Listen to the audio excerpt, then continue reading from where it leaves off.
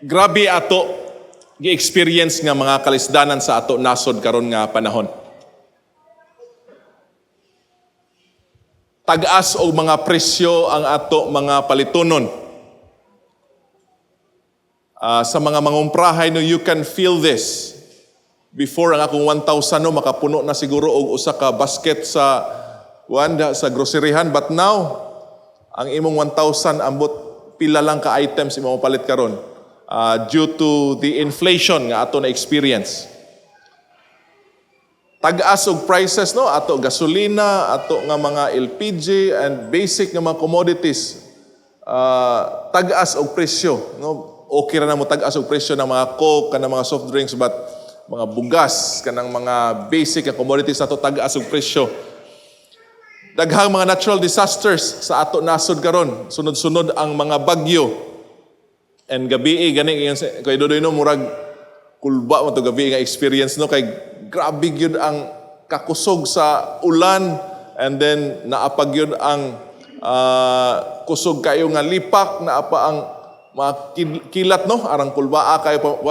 Pero tungod sa ito pagkahingatogon, murag madadara gamay kato mga hingatogon yun, di na nakapansin kayo. But grabe natural disaster sa ato ko ano, sunod-sunod ang mga baha, ang mga bagyo sa ato nga nasod. And we can also see the infrastructure deficiency sa ato nga nasod. Daghang mga kulang nga mga infrastructures nga ato kinahanglan.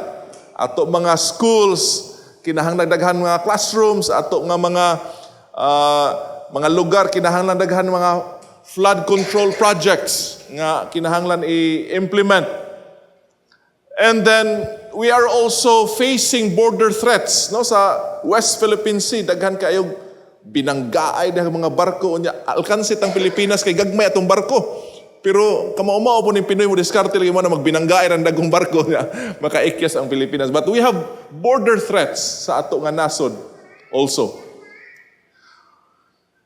And kining mao nga mga problems nga ato giatubang na amplify pagyud kini tungod sa mga na-expose karon nga mga gitawag natog mga corruption sa ato mga naa sa gobyerno. People nga living in luxury because of mga tawgo nato dili maayo nga pamaagi sa pag-gain og money or riches. Mauna ato nasod karon. And I should say we are in a big mess as a country. But on the other hand, gitawag ang Pilipinas na og Christian country, and we believe, no, kita nga mga Christians, we believe that our God is a good God. Tuo ba tang atong Dios good? Ngano pakanta-kanta man tayo the goodness of God no, og di ta mo tuan eh. And nakabantay mo sa tong kanta, kusog kayo manganta ang mga tao og all my life you have been, kusog kayo ang kwan. Kabantay mo sa to volume, iningon na to sa chorus no. All my life you have been faithful. And nag-iingon pa to, all my life you have been so, kusog kayo, so good. Grabe ko, lahi pong volume ni so good, you know, kaya makaingon kita nga, convinced yun ang mga tao sunod sa CBC, nga maingon nga, indeed our God is not only good, but He is so good. When we say God is good, it means that He desires the good and happiness of His creatures. He desires the good and happiness of people.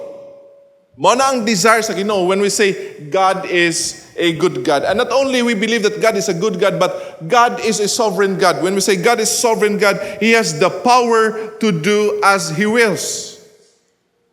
God is omnipotent and He is omniscient. He can do whatever He wants because He has the power to do it. Nasa gahom nga iya ng buhaton. So we have our country that is in a mess. And on the other hand, we believe that God is good, God is sovereign. And so the big question that we have to answer is that how can a God like the one that we claim, that we believe in, Let our country get in the mess that it's in.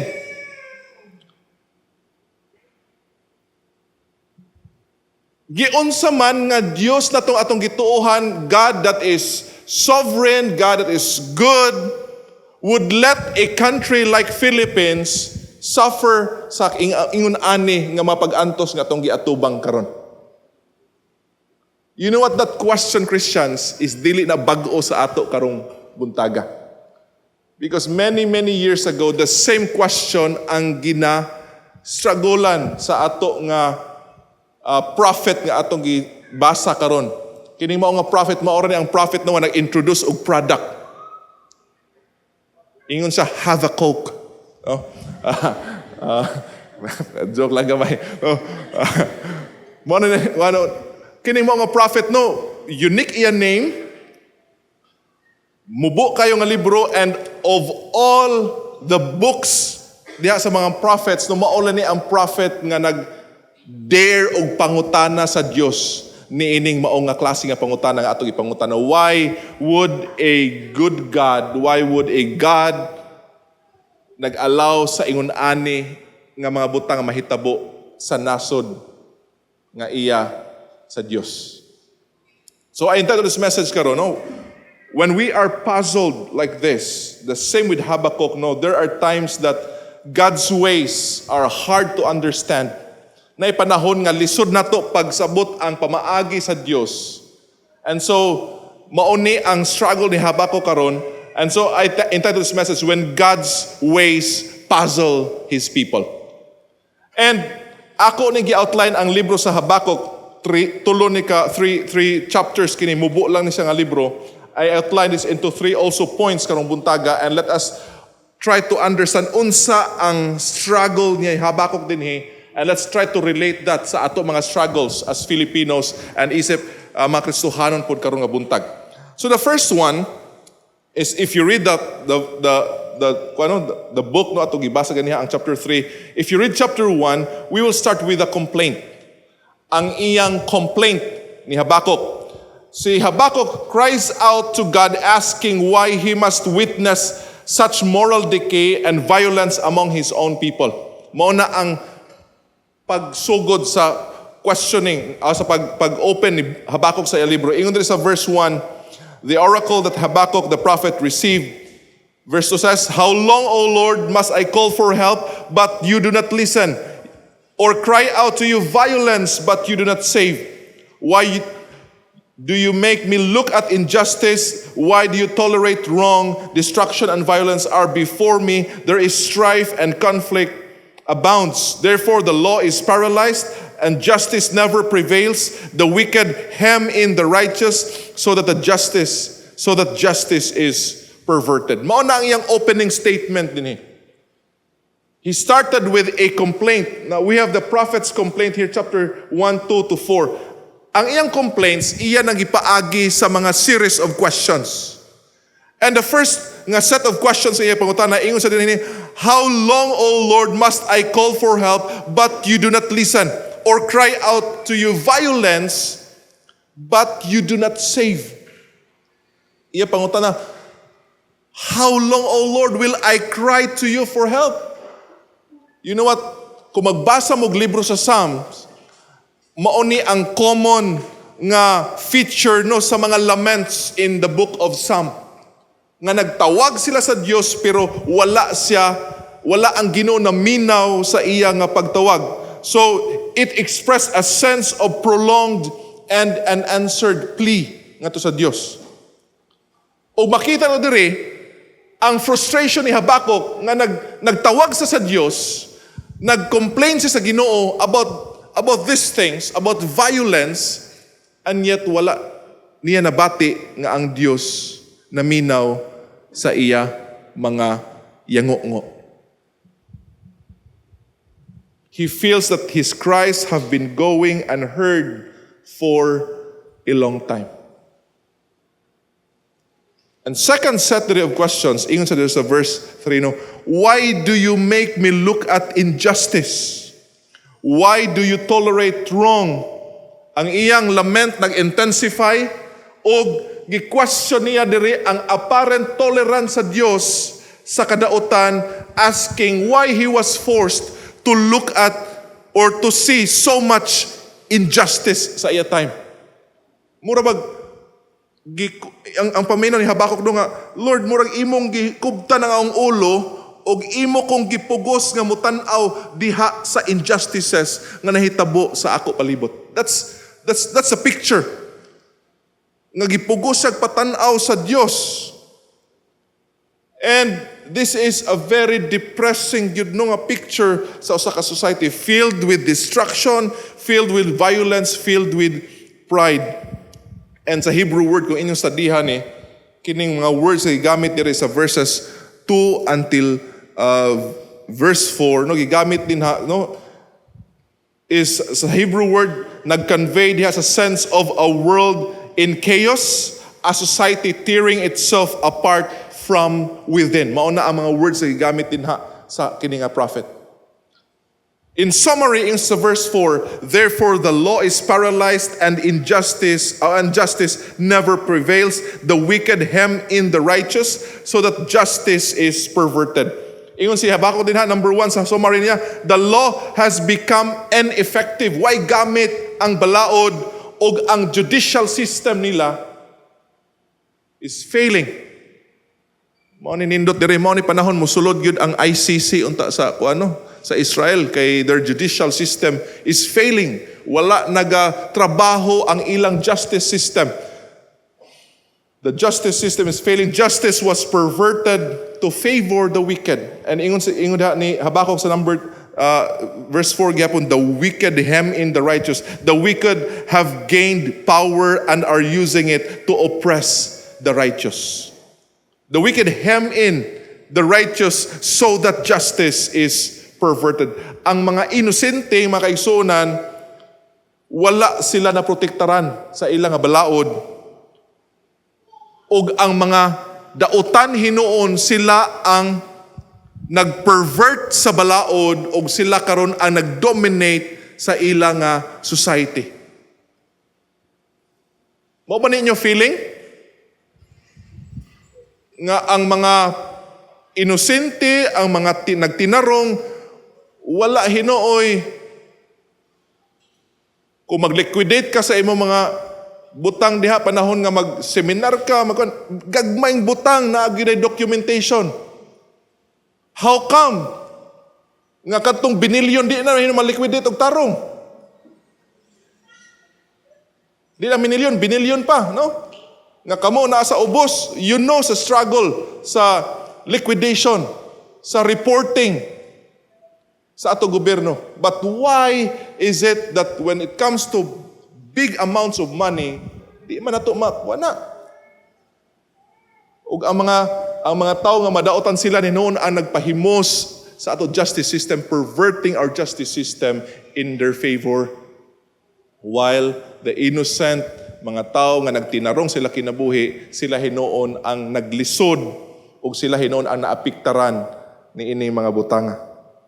And maon ni ang ultimate source sa frustration ni Habakuk, asking God, Lord, why are you doing this? Why are you letting this happen sa amo nga nasod? So that's his complaint. So we have here the Lord's response in verse 5. Kung namoy Bibles, kindly look at your Bibles aron makita ninyo. The Lord's response in verse 5, ingon sa Ginoo sa verse 5, no, look at the nations and watch. Tanaw, Habakuk, tanaw ha? Tanaw maayo. Ingon sa Ginoo. And be utterly amazed, for I am going to do something in your days that you would not believe, even if you were told. Habakuk, tanaw maayo. Kaya na? Murag ba? Are you ready for something that is spectacular, Habakuk?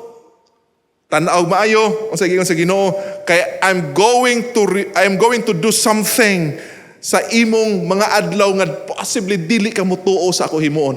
Mo ni ingon sa Ginoo. Tanaw maayo, Habakuk. Be ready for something that is amazing that I'm going to do. And right there in verse 6, God drops the bombshell. Ipabuto sa Dios ang balita nga nakapa-shock gyud kang Habakuk. Unsa giingon sa Ginoo in verse 6, I am raising up the Babylonians, that ruthless and impetuous people who sweep across the whole earth to seize dwelling places not their own. Pasabot niya na, Habakuk, ayaw kabalaka kay naana ko'y plano anang mga tao nga mga dautan sa imong nasod. You know what's my plan? Ako gamiton ang mga Babylonians to punish my people. That's the bombshell. Mauna ang shocking news sa iya. Nga naman, because if you study who are the Babylonians, in sa chapter 1:6 until 11, gibutang diha no, unsa mga Babylonians, ingon sa dinhi, sila, kini mga Babylonians, verse 6, that ruthless and impetuous people, mo yung tag ruthless, o say Bisaya aning ruthless, mga bangis ng mga tao.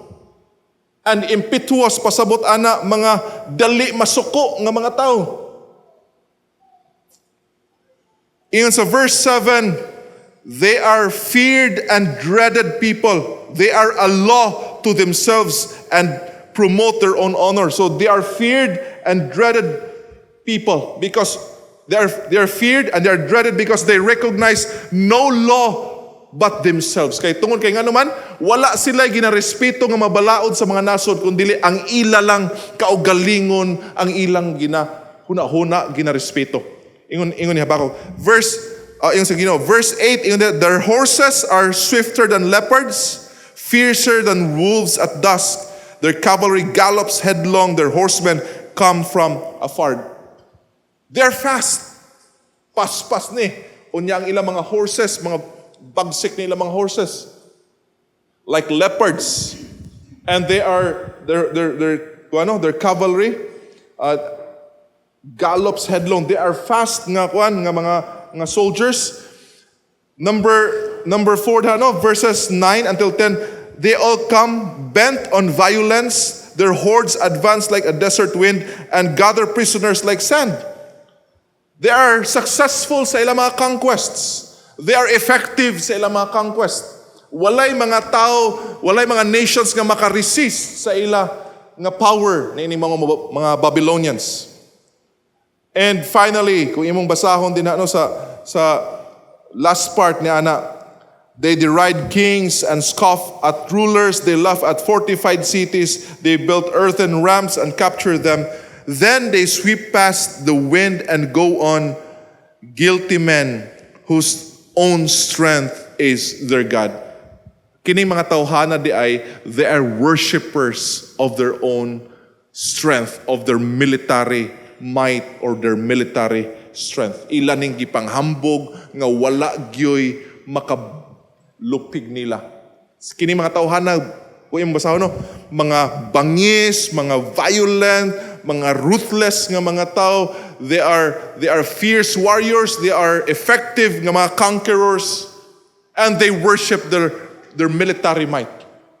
Mauni mga tao, ingon sa Ginoo, kining klasihas mga tao, mauni ako ipadala ngadto sa Juda, o mauni ang mo-punish sa mga dautan ni anang mao nga nasod. That's the first nga sa dialogue ni Habakuk og sa Dios. Number 2, not only we have heard the complaint, after God nag-answer kang Habakuk nga I will send the Babylonians to address your problem. The second here is we have here the confusion. Nga naman, because after miingon sa Diyos nga, I will send the Babylonians, not only the complaint, we have now the confusion. Because in verse 12 sa chapter 1, ingon si Habakuk dito, O Lord, are you not from everlasting? My God, my Holy One, we will not die. O Lord, you have appointed them to execute judgment. O Rock, you have ordained them to punish. Your eyes are too pure to look on evil. You cannot tolerate wrong. Why then do you tolerate the treacherous? Why are you silent? Why the wicked swallow up those more righteous than themselves? We have here the confusion because after sa tubag sa Diyos, In sa Habakkuk, I will send the Babylonians to punish the people of Judah, your people. Ang confusion karon, ingon si Habakkuk, he started this sa pag-lay down or iyang pag-establish sa character sa Diyos kinsa ang Ginoo. He said here, O Lord, are you not from everlasting? It means that iya gi-recognize ang eternality sa Diyos. God is eternal. He existed even before everything else existed. It means nga it carries also the idea that He is the creator of all things, and it carries also the idea that He is the sovereign Lord. Mao na ang nagdala ana mga ideas. So pasabot ana, when we say God is eternal, it brings the idea that since God is eternal, then He also has the prerogative to do whatever He wants. Lord, pwede nimo mahimo ang bisag unsang himuon nimo. And not only that He pointed out sa eternality sa Diyos, but He also pointed out the holiness of God. Ingon sa verse 13, your eyes are too pure to look on evil, you cannot tolerate wrong. God is a holy God. Not only that God is eternal, nga God is sovereign, God is the creator of all things. That's why He has the power, the authority to do whatever He wants. Ingon si Habakkuk, because you are eternal, you have the right to choose kinsa ang imong isend to punish the people of Judah who are sinning. You are holy, O Lord. And my question to you is this, ingon si Habakkuk, why then do you tolerate the treacherous? Why are you silent while the wicked swallow up those more righteous than themselves? Unsay pangutana ng Habakkuk diha? Ang pangutana niya, why will you use the Babylonians, a more wicked people, to punish the people of Judah, a less wicked people? Nakuha niyo ang question, mga kaibigan? Ang pangutana ni Habakkuk, ngano nga imo mang idisiplinahon ang mga tao sa Judah nga di man na sila kayo tantong dautan. Unya ang imong gamiton pagyud nga mga tao kadtong mga dautan kaayo nga mga tao maumaor bitas. Example, imong anak nagsiniaw. Unya kay di man ka makalatos lagi, so imo ikuha ang pinaka-addict nga tao sa imong barangay, katong kawatan, katong daghagihimong daot barumbado, maotoy imong ipalatos sa imong bata. Nakuha niyo ang analogy, mga kaigsunan? Ang pangutana ni Habakkuk mo ni, Lord, why are you using the Babylonians nga mas dautan man to sila to punish kining mga tao nga more righteous than the Babylonians? Nakuha niyo ang problema din, mga kaigsunan? It appears that God is tolerating and even empowering a more wicked nation. And Habakkuk uses the analogy, no? Dire sa kwan, ang iyang analogy nga gamit diha, you have sa verse 14 padong sa ubos, no? You have made men like fish in the sea, like sea creatures that have no ruler. The wicked foe pulls all of them up with hooks and catches them with nets. Ingon sa dinhi, Lord, nga na style la Ginoo, mura kag imong gihimo na mga tao des kalibutan, no? Mura tag mga isda din ha. Unya kini mga Babylonians, mo ni sila ang mga fishermen nga nanakop sa mga isda according sa ilang gusto nga dakpon nga isda, no? And you pull hooks or you pull them with nets and gathers them up in his dragnet, and so he rejoices and is glad. Murag mga isda ba nga namasol din ha, namukot, and then pagkadakop sa isda, malipayon sila. And usay giingon pa din ni Habakkuk, therefore he sacrificed to his net. And then pagkahuman nila nga nakadakop sila through net, nagsimba sila sa ilang mga pukot.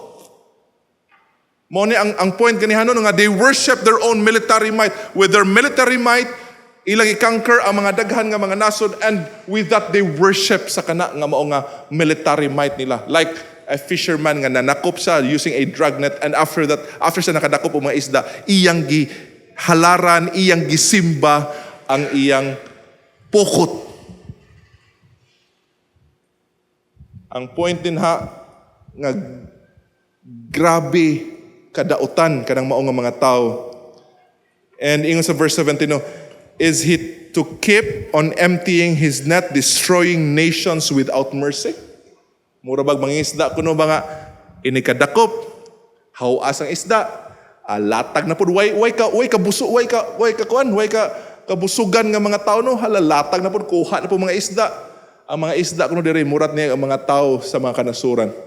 He keeps on emptying his net and keeps on doing or destroying nations without mercy. One question ni Habakuk, ano mang imo mang ug sa ato pag nasud no kaning mga nag-imbestigar sa mga flood control projects otropod nga mga arang kapungot magtan-aw no na mga imbestigar pa isog-isog ini taud-taud day malink ra day pud siya. Arang kauwaw. Ato tan-aw no, let's pray for our country. Ato ampuan itong country nga mga luwas unta ni ato mga leaders no para kung naay Kristo sa kasing-kasing naagi kahadlok. Ingon sa ang point ni Habakuk in chapter 1 verse 17, will you allow them to continue destroying the nations? Kay kita ra ba ganahan ta magbasa ng mga history books na to no, ganahan ta mo tanong video sa mga conquest, sa mga successful conquest sa mga empires atong unang panahon. Ganahan ta magtan-aw ni mga Mongol empires, ganahan ta magtan-aw sa mga conquest ni Alexander the Great or ni kinsa pa din ha ni Nebuchadnezzar, ni Cyrus the Great, ni Darius the Great, daghan diha nga mga leaders in the past, Hannibal Barca. Magtan-aw ta ni ana, ganahan ta magtan-aw ana nga mga kuan. Kay we like people nga effective in conquering other people. Roman Empire nga conquest. But na-feel ba ninyo ang mga tao nga ilang i-conquer? Na-feel ba ninyo ang kasakit, ang kapait sa kinabuhi sa mga tao nga i-conquer aning mao nga mga conquerors?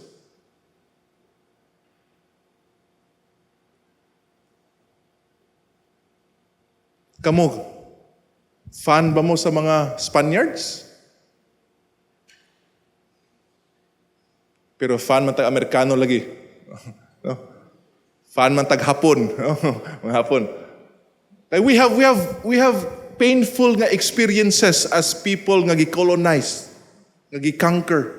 Dili lalim nga sakupon ka sa usa ka nasod nga mas gamhanan o mas kusgan kaysa imo. That's the point of one. So that's his confusion. Why will you use this even more wicked nga mga tao to punish a people more righteous than they are? What's the response of God in his confusion? The response of God, ingon sa Ginoo, this is chapter 2, verse 2. The Lord replied, write down the revelation and make it plain on tablets so that the herald may run with it. Ingon sa Ginoo, Habakuk, suwatag yun ni akong i-answer ni mo ha. Isuwat yun ni. Isuwat yun ni sa tablet aron nga madala ni sa mga heralds o masulti ni nga to sa mga tao nga posible maabot aning mao nga message. Unsay iyang giingon?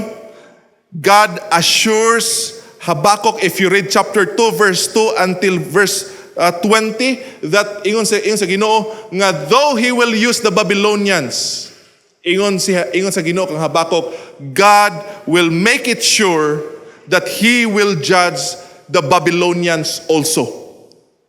Ano kung imong basahon diri chapter 2, grabe ang giingon niya diri.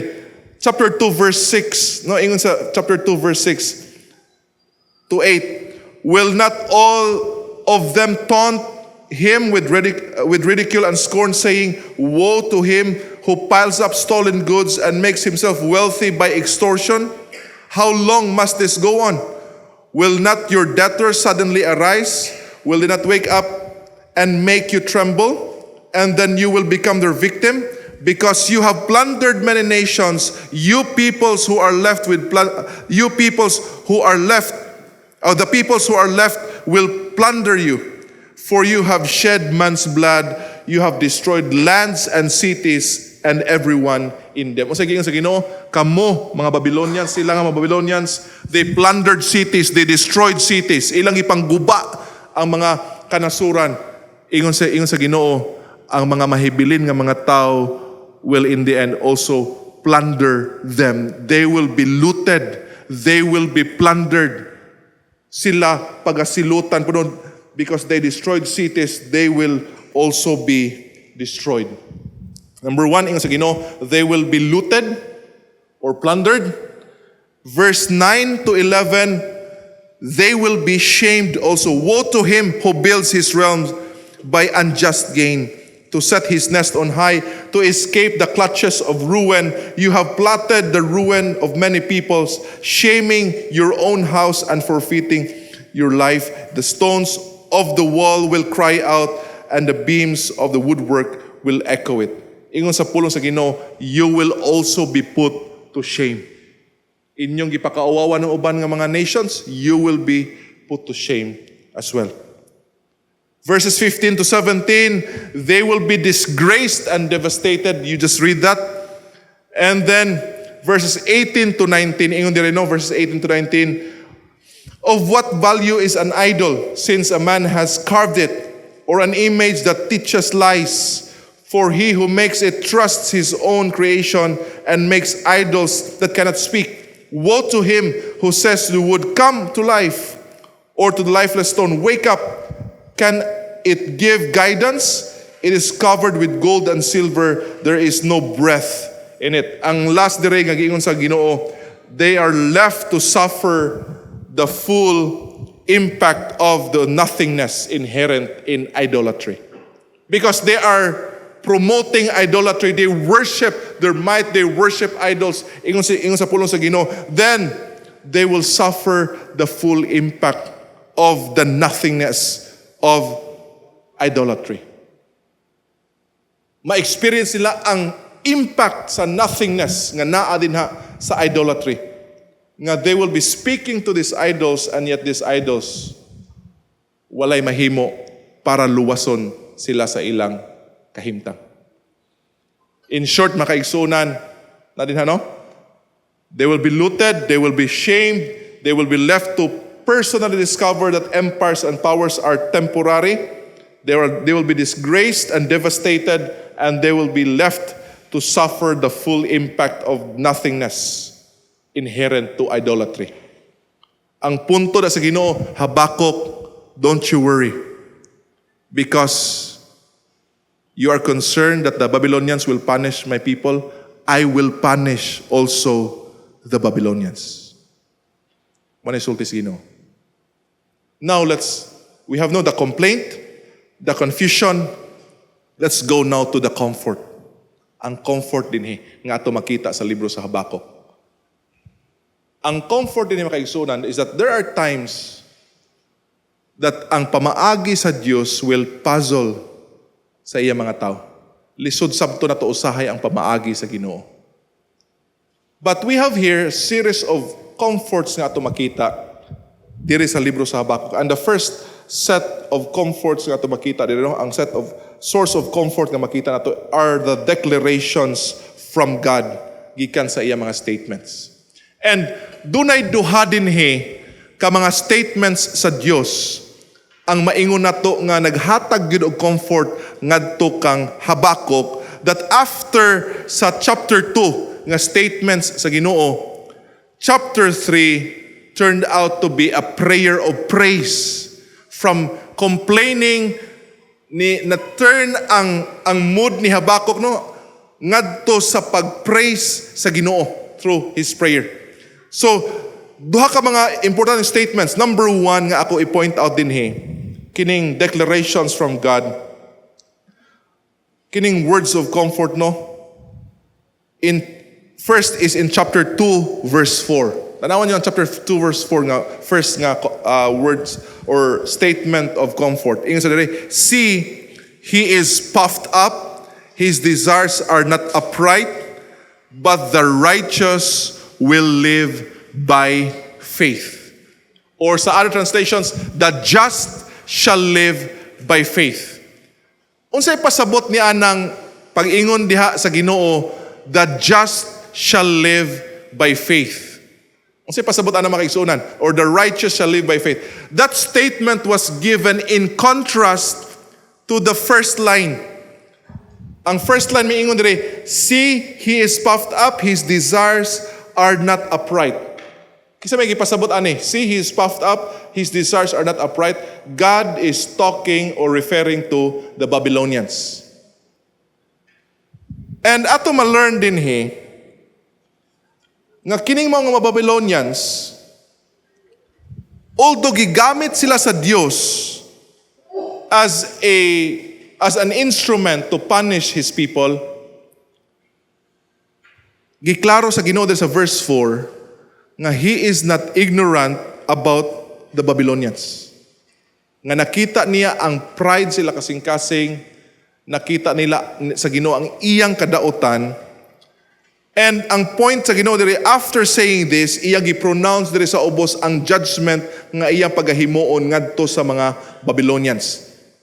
So after revealing nga ang Dios kasabot sa ila nga desires that is not upright, ingon sa Ginoo, I will punish them.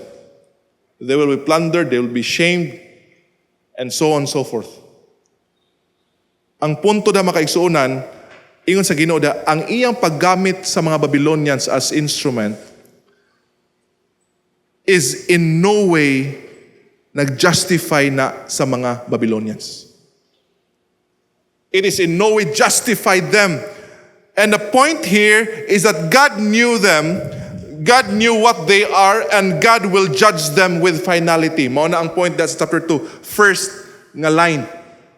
But ingon sa Ginoo, but in contrast to the Babylonians, nga iya nahibaw-an sa Dios og He will judge them with finality, ingon sa Dios, but the righteous or the just shall live by faith. In contrast to the Babylonians, ingon siya, the just will be both justified and preserved by faith. Kung mauni ang nahitabo sa mga Babylonians, God will judge them. Then ingon sa Ginoo, makaigsuunan, nga the righteous or the just will endure and be preserved through their persistent faith and loyalty diha sa Ginoo. The righteous life, nga giingon dire, ang kinabuhi sa mga righteous nga mga tao is secured diha sa kamot sa Dios. O kini mga statement na ni duha ka importante nga mga significance. Number 1, it reassures us of God's justice. Nga kung ang Dios gani mo, example, mga daotan karon no, na magpadayon sa himog daotan. Ang ato lang yung assurance ana nga kasabot ang Dios sa ilang mga gibuhat. And God will serve justice in His own nga timetable. Naasay kaugalingon nga timetable. Nga iya is-serve ka ng mao nga justice. God's justice is not absent. It is simply operating on a different timeline than the prophet could perceive. Lahi lang ang timeline, ang timetable sa Dios kaysa sa unsa ang gusto or masabtan ni Habakuk. Not only nga ang kanamo statement no nga mag-reassure nato na sa justice sa Ginoo, but number 2, it provides a path to survive injustices or injustice. Nag-provide na sa ato og path nga ingon sa Ginoo, unsay path di ay for us to survive injustices dinhi sa kalibutan. All we need to do is simply to live by faith. Padayon lang ta magkinabuhi nga nagsalig sa atong Dios because that's the only path to survive injustices dinhi kalibutan. Kung na-feel nimo nga dili patas ang kinabuhi sa tao, nganong mga daotan sila man ang nag-experience sa mga daghan nga kanindot sa kinabuhi, well, all you have to do is simply to trust God. Because that's the only way to survive. Kaya kung mawala ang atong pagsalig sa Diyos, then that's it. Later on, we will become like the wicked people because we lose trust sa atong Dios nga mao ang sovereign, mao ang wise o mao ang good God. Mao na ingon sa Ginoo dire, the just, the righteous should live by faith. You continue living in faith and you will be preserved by that faith nga imong ipakita diya sa Ginoo. That's a source of comfort. Sa ato karon. That's why, just continue living in faith. Ayaw buhi ang inyong pagtuo sa Diyos. Sa atong message last time, no, a lot of times we can't understand sa ways sa Ginoo. But one thing is sure, though we can't understand His ways, we can always trust who our God is. Ang atong Ginoo di gyud na mapakyas. That's why just continue, padayon lang ta magsalig sa atong Ginoo no matter what happens sa ato mga kinabuhi. The second statement here is a more popular statement sa ato diri sa church. Nga naman, because it's in chapter 2 verse 20. Unsay chapter 2 verse 20 nga verse. Ingon din ha, but the Lord is in His holy temple, let all the earth be silent before Him. Nganong popular man eh? Taga CBC nganong popular man eh? Mo ni atong prelude song, no? Ato ikanta ganiha, di ba? The Lord is in His holy. Pero ang pangutan na nakasabot bataan ng mao nga kanta nato, unsay nganong ikanta nato? Oh, pastor, kaya importante na nga mahilom ta ba inigsugod sa ato pagsimba ba? Nga di ta magsaba. Mo ba na ang point? Kanang the Lord is let all the earth keep silence no before Him. Is that the point nga aron maghilom tatanan aron magkuanta? Unsay point, unsay meaning anang mingon ta the Lord is in His holy temple. You know what? Ang statement again, it started with the word but. But gihapon no. Ang katong ganiha chapter 2 verse 4, but gihapon the just shall live by faith. Ay kaduha dire, but the Lord is in His holy temple. Obviously kung naay but din ha, contrast na sa mga gisulti dito sa babaw. Unsay gisulti sa babaw atong i-discuss ganiha nga it's about idols nga walay mahimo pag-save sa mga Babylonians. Mga idols nga walay gamit sa mga Babylonians. Walay gahom sa paghimo og mga importante nga buhaton niya para sa mga tao nga nagsimba niya ng mga idols. In contrast to those idols, ingon sa pulong sa Dios, but the Lord is in His holy temple. When idols are powerless, man-made fabrications that cannot see, speak, or act, ingon sa pulong sa Ginoo, on the contrary, God is not a lifeless statue, but a living, active, sovereign ruler of the universe. In contrast niya ng mga lifeless nga mga idols, ang Dios mao ang active, mao ang sovereign nga ruler. He is the living, active, sovereign ruler of the universe. When it says God is in His holy temple, it means the Lord is still there, sitting in His throne. He is still in His sovereign nga place. He has sovereign authority, and He is alive. He is the ruler of the universe. Mao ni pasabot na, He is in His holy temple. It speaks sa sovereignty sa Ginoo o sa iyang power nga naa gihapon siya sa gahom. That's why ingon sa Ginoo dire, the Lord is in His holy temple. Unsay pasabot anang let all the earth be silent before Him.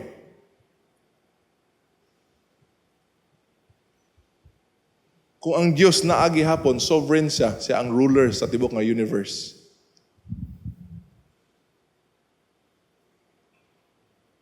Ingon siya ni Habakuk, paghilom ra. Stop complaining. Stop doubting. God is not indifferent to sin. He is not insensitive to suffering. He is in control. He In His perfect time, the Lord will accomplish His divine purposes. That's why, let all the earth, nobody on earth should question sa iyang mga pamaagi. Mauna nga itong message last Sunday, di ba? Nga si Job, after all the questions, kaya iyang question sa Ginoo, ang tubag sa Dios, Job, asa man ka panahon nga na akong gili ang foundation sa earth? Job, makikita ba kang storehouses nga puno og snow? Kanang mga budiga sa snow diha sa ato langit? Kita ba ka, Job? Nga naman laging di man mahurot-hurot ng mga snow no, panahon nga na mag-snow. Yan sa Ginoo. Asa ka, Job? Makakontrol ba ka sa Leviathan, sa Behemoth, and so on and so forth? Pagkahuman niya, ingon sa Ginoo, pagkahuman na, ingon si Job, wa na ko'y isulti, Lord. I will cover my mouth with my hand. The same thing ang punto dire. If God is the sovereign ruler of the universe, then all the earth, all His creation should not question His ways. Because we don't have the capacity to understand everything nga ginabuhat sa Dios diha sa iya creation.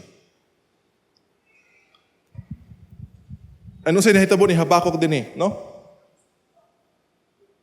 Let all the earth be silent before Him.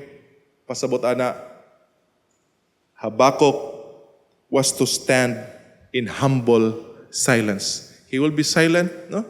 He should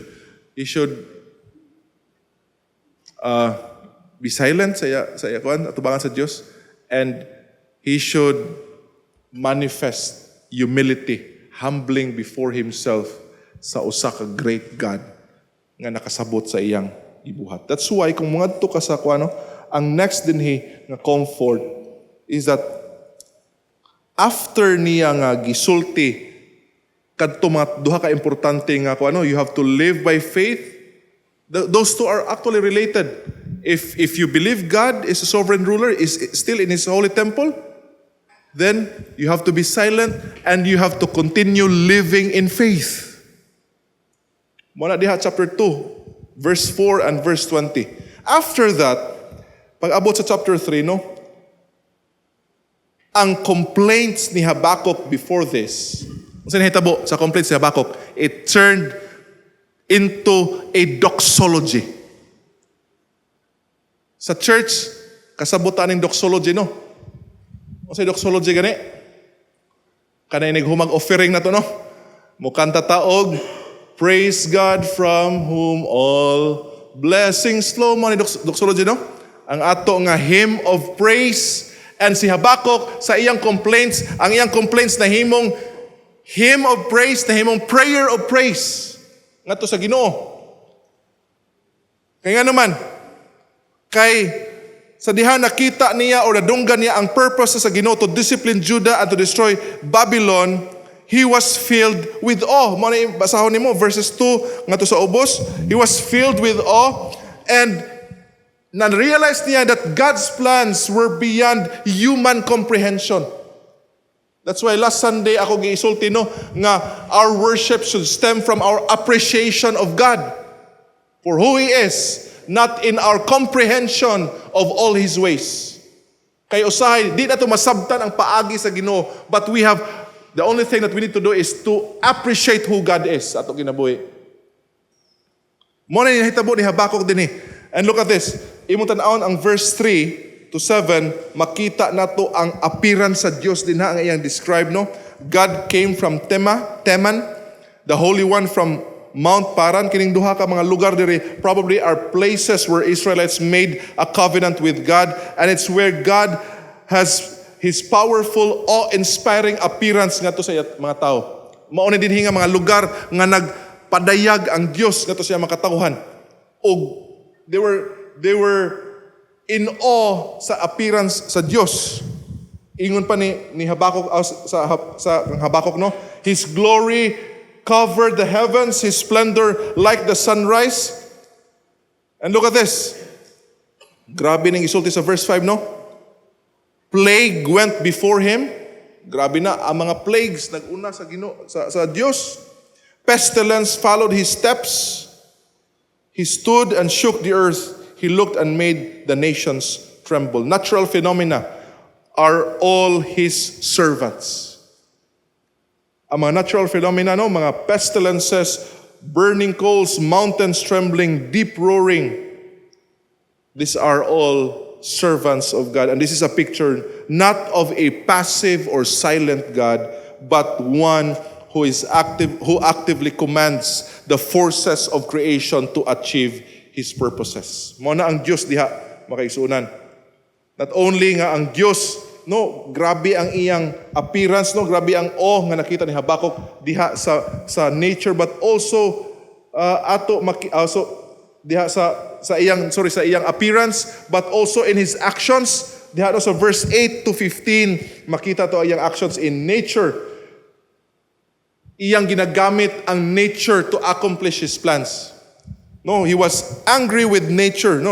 Rivers, streams, seas. He was not actually displeased with nature, but he's using nature as a tool to demonstrate his power. Sa history sa Israel, he was using all this. He was using rivers. Sa Nile River, di ba? Nga iyang gipakita sa mga Egyptians ang iyang gahom nga ang water sa Nile gi-turn niya into blood. Sa pag-cross sa mga Israelites sa Red Sea, gipakita niya iyang gahom over the sea.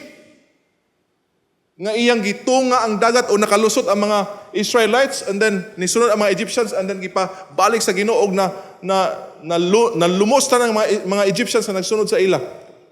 Dito sa Jordan River, gipatabok sa Ginoo ang mga Israelites. Christians, kung atong tan-awon diri iyang gi-exhibit ang iyang power sa nature. And God's motives He used nature to destroy the enemies and deliver His people. Pwede nang gamiton sa Diyos. And not only sa nature, but even sa mga nations among the nations. Chapter 3, 12 to 15, kamo na ibasa, we don't have time anymore to discuss that. But makita na to ang iyang gahom over nations. And we have here the final words of comfort, makaigsuunan. In verses 16 until 19, I should say possibly this is the climax of the book. Nga after niya gi-express ang iya nga mga doubts, ang iyang mga complaints ngadto sa Ginoo, finally Habakuk nag-declare diri sa iya trust sa Ginoo. We have here the declaration of trust. He admits his physical and emotional reaction in verse 16. I heard and my heart pounded, my lips quivered at the sound, decay crept into my bones and my legs trembled. Upon hearing that the Babylonians will come and will ravage the nation that he's in. Unsay gibati ni Habakuk? Grabing buto-buto sa iyang dughan. He knew unsa ka gamahanan ang mga Babylonians. Kasabot siya unsa ang ilang power. Kasabot siya unsa sila ka ruthless nga mga tao. Naggubo-gubo ya dughan ang iyang wait quiver kanang nagkurog-kurog ang iyang wait Nagkurog ang iyang wait. Ingon diri sa kuan, decay crept into my bones and my legs trembled. Nagkurog iya tuhod because of fear of what is about to happen sa iyang nasod nga iya gihigugma.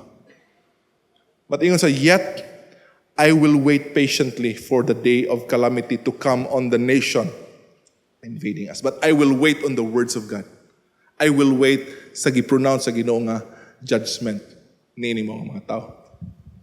And in verse 17, mao ni ang one of my favorite parts sa Bible, 17 and 18. Though the fig tree does not bud, and there are no grapes on the vines, though the olive crop fails and the fields produce no food, though there are no sheep in the pen, no cattle in the stalls, yet I will rejoice in the Lord.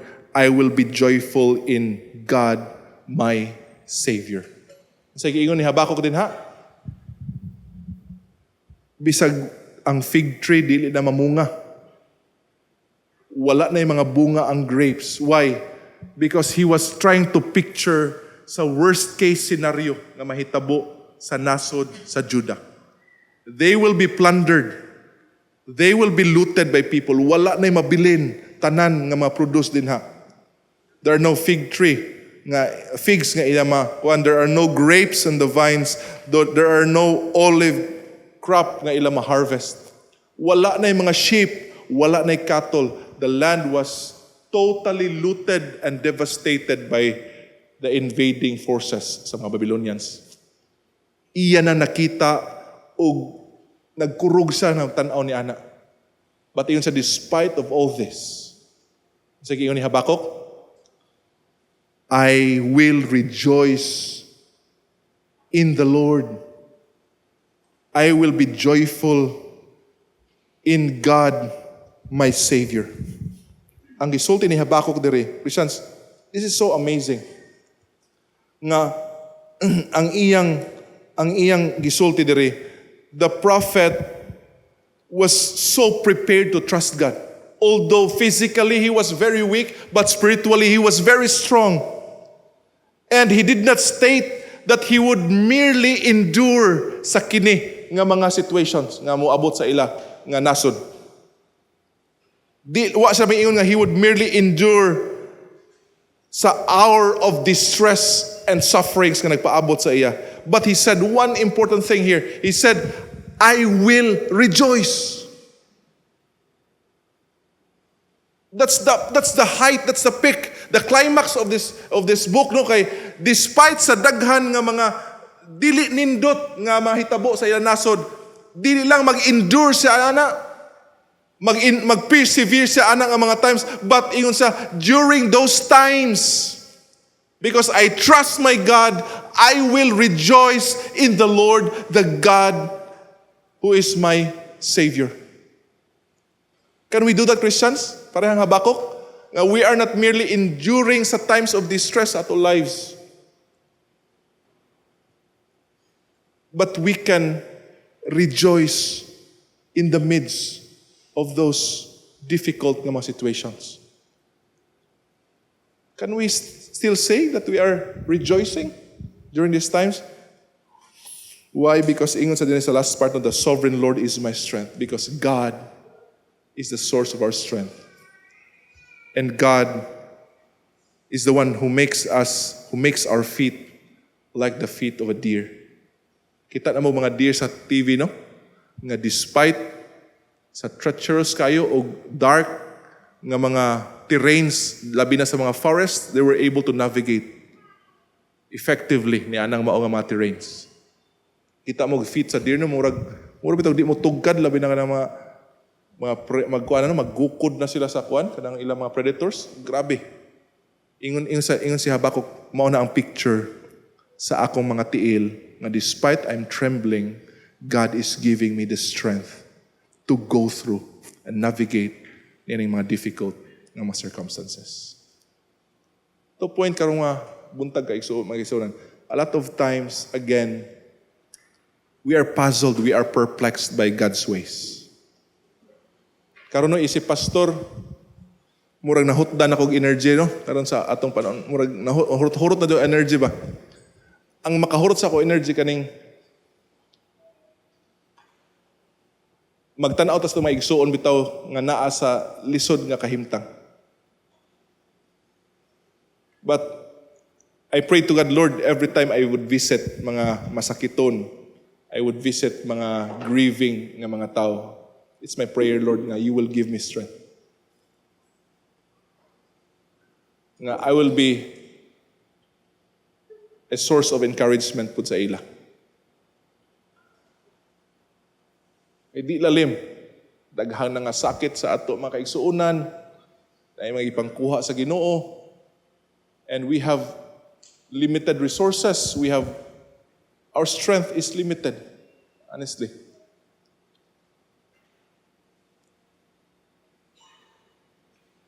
Kung pwede pala no, makaayo ko anang tanan nga masakiton da, welcome ginaon na sa ihata nas Ginoo ng kuan una pa ko'y gift of healing siguro akong pang-ayuhon ng mga tao din ha no.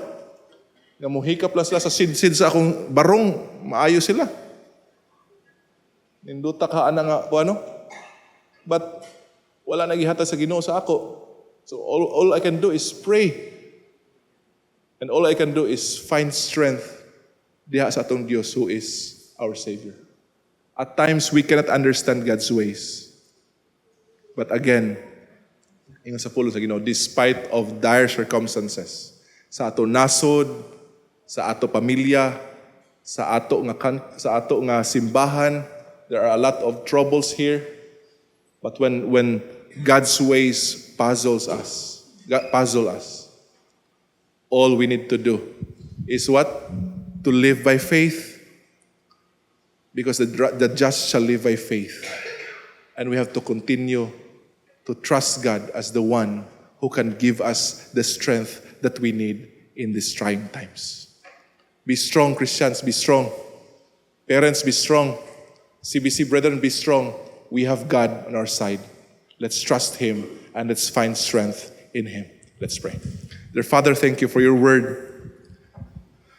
Salamat sa simple nga message, Lord. But we pray nga amo unta ning mabutang gid sa among makasing-kasing. Tabangi mi Lord nga we can really trust you and we can live by faith during these trying times. Help us, Lord, to realize that you are still in your holy temple. You are living, you are active, and you are the ruler of the universe. Tabangi mi nga amo na mabutang pirmi sa una.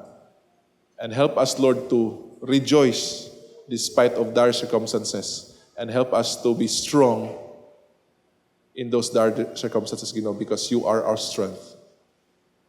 And you are our source of comfort. We commit all this in Jesus' name. Amen.